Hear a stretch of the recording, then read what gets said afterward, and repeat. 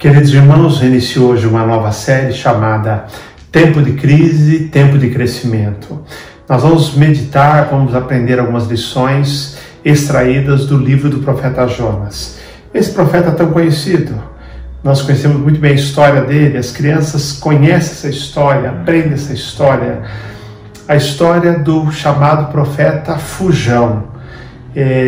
O livro de Jonas, que tem só 4 capítulos, conta um pouquinho da história de um profeta que não queria cumprir a sua missão. O capítulo 1 que nós lemos na abertura desse culto mostra um pouquinho dessas peripécias do profeta Fujão. Conta o chamamento dele, como ele se negou a cumprir o chamado dele e as consequências disso, uma grande tempestade no navio no qual ele embarcou, e depois ele sendo engolido por um grande peixe. Na verdade, lendo o livro de Jonas, nós concluímos que daria um bom roteiro de filme, porque no livro de Jonas você encontra ali suspense, você encontra aventura, você encontra drama, você encontra ação, encontra até um pouco de comédia, tem muito toque de humor no livro pelas ações e reações do profeta Jonas, como nós vamos ver hoje e nas próximas semanas. No capítulo 1 que nós lemos hoje, nós vimos que Jonas recebeu a ordem para pregar contra a cidade de Nínive, que era a capital da Assíria. Mas ele se nega a pregar, ele se nega a pregar e foge. Deus o manda pregar em Nínive. Ele resolve ir até o porto e embarcar no navio que ia para Tarsis. É como se Deus mandasse ele para leste e ele fosse para o oeste. Era completamente oposto o itinerário. Diz a Bíblia que ele foge, como se fosse possível. Ele foge da presença do Senhor porque ele não quer cumprir a ordem que Deus dá. O Império Assírio, naquela época, era uma nação que apresentava constante ameaça à segurança de Israel. Além de tudo, os assírios eram conhecidos por serem muito cruéis com seus inimigos, com as pessoas na guerra.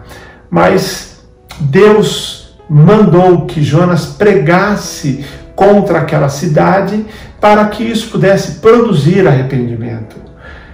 Jonas se nega, Jonas não vai para Nínive, Jonas embarca no navio, compra passagem, entra no navio, lá ele se deita, lá ele dorme, diz a Bíblia, um sono profundo, ele está lá no porão, lá dormindo, e diz a Bíblia que começa uma grande tempestade, um vento muito forte, os marinheiros se desesperam, começam a clamar cada um ao seu Deus, e descobrem Jonas dormindo lá no porão.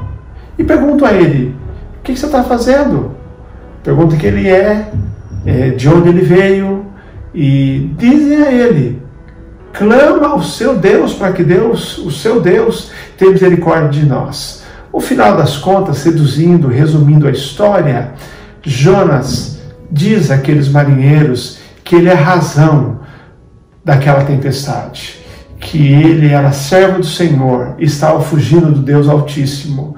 E ele pede que o lancem no mar, e se os lançarem no mar, lançarem a Jonas no mar, o mar vai se acalmar e Deus não vai levar o navio a um naufrágio. Eles se lutam muito em fazer isso, mas depois oram a Deus e dizem assim: Senhor, não coloque sobre nós o sangue desse inocente.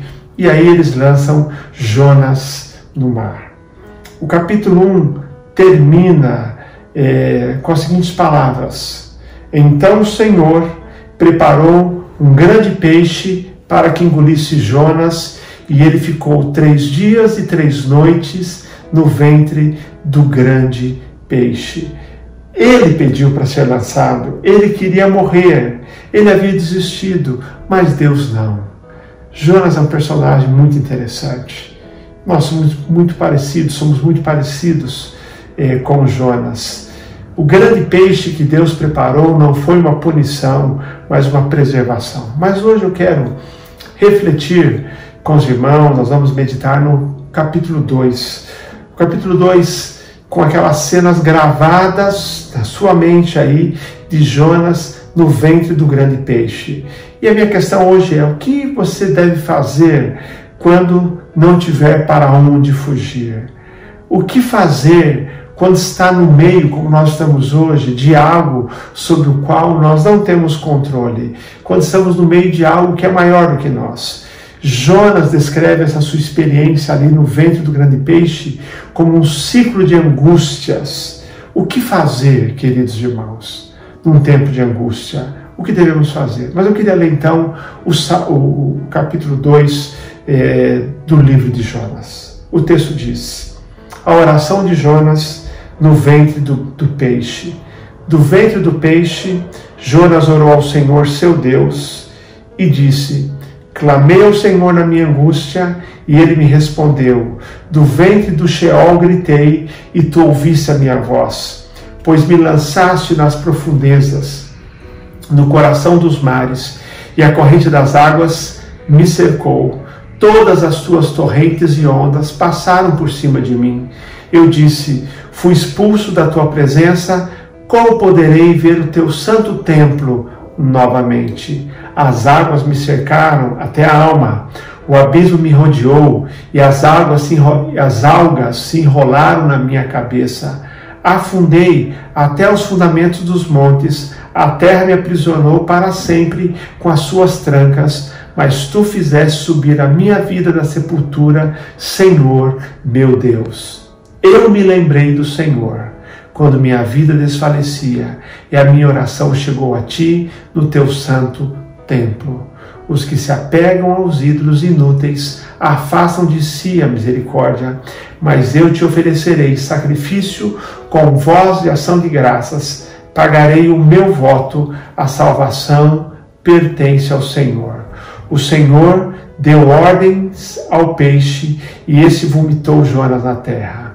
Minha palavra hoje é: como reagir diante das crises da nossa vida?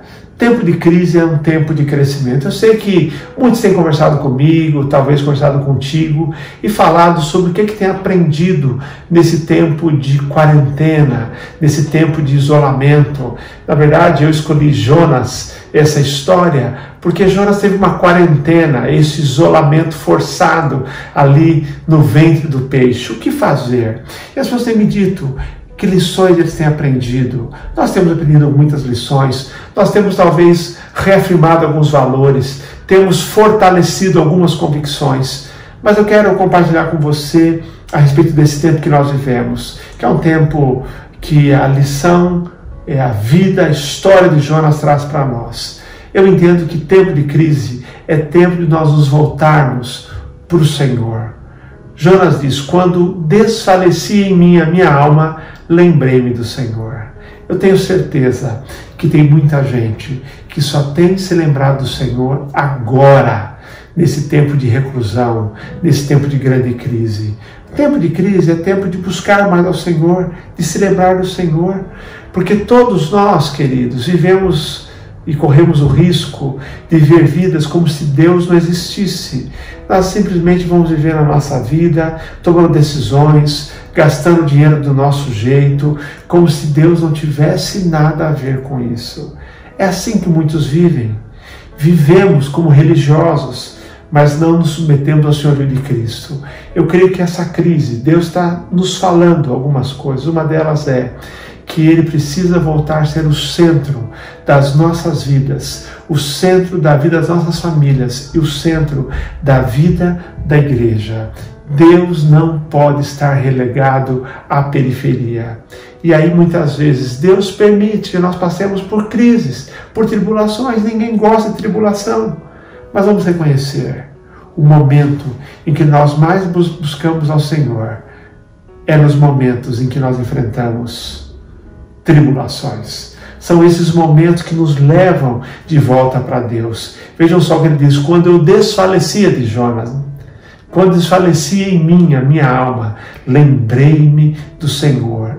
desfalecia, eu estava quase jogando a toalha, eu estava quase desistindo quando me lembrei do Senhor, lembrei que isso era um Deus de amor, um Deus todo-poderoso, um Deus da segunda chance. Tempo de crise que estamos vivendo, tempo de você se lembrar do Senhor, de voltar para o Senhor, de conversar com o Senhor, de priorizar o Senhor, de colocá-lo no centro da sua vida, porque Deus permite que sejamos atribulados para que nos lembremos dele. Tempo de crise, o livro de Jonas nos ensina, também é tempo de clamar ao Senhor. O texto diz que, versículos 1 e 2, que Jonas, então, orou ao Senhor. Ele clamou lá do ventre do grande peixe. Isso me chama muita atenção, porque o texto, ao falar disso, em que ele está clamando, ele fala assim: clamei ao Senhor na minha angústia, diz o verso 2, e o Senhor me respondeu. O verso 1 diz: Jonas orou ao Senhor. O que me chama a atenção na vida de Jonas sobre clamar ao Senhor é que ele é o exemplo clássico daquela pessoa que só busca Deus quando está passando por uma extrema necessidade, uma dificuldade extrema. No capítulo 1 nós lemos inúmeras vezes, até os pagãos oravam, clamavam aos seus deuses e depois oraram a Deus. Quando Jonas disse que ele era servo do Deus Altíssimo, eles oram a esse Deus, ao nosso Deus, mas ele se negava a orar. Ele não orou para decidir se ia ou não para Nínive. Ele não orou quando veio a tempestade sobre aquele barco, aquela embarcação. Ele não orou quando os marinheiros clamavam cada um ao seu Deus. Ele, parece-me, o texto nos leva a crer nisso, que ele só orou de fato no ventre do grande peixe. E mais ainda, ele só orou no auge da sua angústia, no terceiro dia, quando depois ele foi lançado ali na praia. Queridos, quando Jonas está literalmente enrolado, ele ora. Você pode imaginar a cena? Alguém que se nega a orar. E quando nós chegamos ao fundo do poço, quando temos mais saída, nós clamamos ao Senhor. Tempo de crise é tempo de se voltar para o Senhor, priorizar o Senhor, e é tempo de orar, é tempo de clamar a oração. Meu desejo é que nós saímos dessa crise com uma vida de oração muito mais profunda, que demonstre que nós dependemos de Deus nos mais pequenos detalhes, que nós dependemos de Deus em cada área da nossa vida. O salmista chega a dizer, falando da importância da angústia, da crise para a nossa vida espiritual. Ele fala, Salmo 119, versos 7:1 e 7:5. Foi-me bom ter sido afligido para que aprendesse os teus estatutos. E o verso 7:5 diz, bem sei, ó Senhor, que os teus juízos são justos e que segundo a tua fidelidade me afligiste. A verdade é que o inimigo das nossas almas quer deixar transparecer ou quer nos convencer de que quando as coisas não vão bem é que Deus nos abandonou, mas seu amor não nos abandona. Muitas vezes a crise em nossa vida vem para que nós nos voltemos para o Senhor e que Ele está conosco no meio da crise. Salmo 120, verso 1 diz, na minha angústia clamei ao Senhor e Ele me respondeu. Tempo de crise, tempo de orar ao Senhor, de orar mais ao Senhor. Tempo de crise é um tempo em que a angústia nos leva de volta para Deus. E por fim, o que Jonas aprendeu e lições que nós aprendemos? Tempo de crise é tempo de quebrantamento. Os versos 8 e 9, ele compartilha aqui o seu quebrantamento. Ele fala, os que se apegam aos ídolos inúteis afastam de si a misericórdia, mas eu te oferecerei sacrifício com voz de ação de graças. Pagarei o meu voto, a salvação pertence ao Senhor. Ele diz, eu vou te oferecer sacrifício com voz de ação de graças. Tempo de crise é tempo de quebrantamento, tempo de avivamento. Jonas nos reserva ainda algumas surpresas desagradáveis, capítulo 3, capítulo 4, mas aqui nós encontramos um Jonas quebrantado. É aqui que Jonas interrompe a sua trajetória descendente. Ele estava apático, acomodado, e apatia é doença. doença espiritual, aí vem a sua angústia, e a angústia é sinal de que a sua alma está viva, e ele se quebranta. Eu te oferecerei sacrifícios de louvor, quebrantamento, avivamento. Deus usa as angústias da nossa vida para nos quebrantar. O que fazer quando nada podemos fazer? Nos quebrantar perante o Senhor. Oferecerei sacrifício com voz de ação de graça, diz o verso 9, e pagarei o meu voto. Eu não tenho dúvida. Esse é um tempo especial na minha vida, na vida da nossa igreja, na vida de muitas igrejas no Brasil e no mundo. Um momento apropriado para nós nos quebrantarmos diante de Deus e na nossa angústia clamarmos ao Senhor. Porque a Bíblia diz também, se o meu povo que se chama pelo meu nome se humilhar e orar e se converter dos seus maus caminhos, Deus vai ouvir. Como diz Jeremias, palavra que ele registrou, palavra de Deus a ele: clama a mim e responder-te-ei e anunciar-te-ei coisas grandes e firmes que não sabes. Você pode orar dizendo: Senhor, quebranta a minha vida, acaba com a minha apatia, com a minha desobediência, quebra a minha vida e faz de novo para a tua glória. Eu tenho orado e eu tenho crido que é um tempo de grande avivamento no mundo e no Brasil. Eu fico imaginando que Deus tem nos ensinado, como disse no início, lições que temos relembrado, lições que temos aprendido. E alguns de nós têm aqui agora olhado para o fundo da sua alma e reconhecido que o que o Jonas passou, você precisa passar. Que essa angústia te leve a buscar ao Senhor, a se voltar para o Senhor, a orar ao Senhor, ao se quebrantar. Eu posso imaginar que há nesse momento pessoas que não consideravam ir à igreja como algo tão importante assim, que iam muito esporadicamente, que agora estão sentindo falta da comunhão ali na igreja, de estar na presença do Senhor.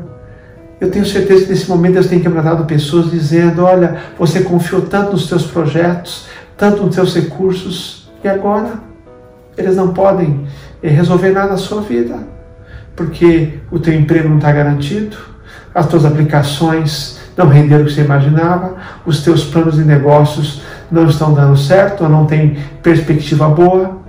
Nesse momento do quebrantamento diz assim: é nisso que eu confiava no Senhor? É a hora de dizer assim: Senhor, não é nisso que eu confio, não é nisso que eu quero confiar mais. Eu não quero confiar no meu recurso financeiro, não quero confiar no meu negócio, não quero me confiar na minha capacidade. Eu quero confiar no Senhor. Quebranta a minha vida. Deus está quebrantando. Pessoas que confiam no dinheiro, confiam nos seus planos, decidem sem falar com Deus. Deus está quebrantando, dizendo para colocá-lo de novo no centro das suas vidas. Você pode orar: Senhor, quebra a minha vida, faz de novo para a tua glória. A minha oração é que, assim como Jonas, nós possamos usar o tempo de crise como um tempo de crescimento.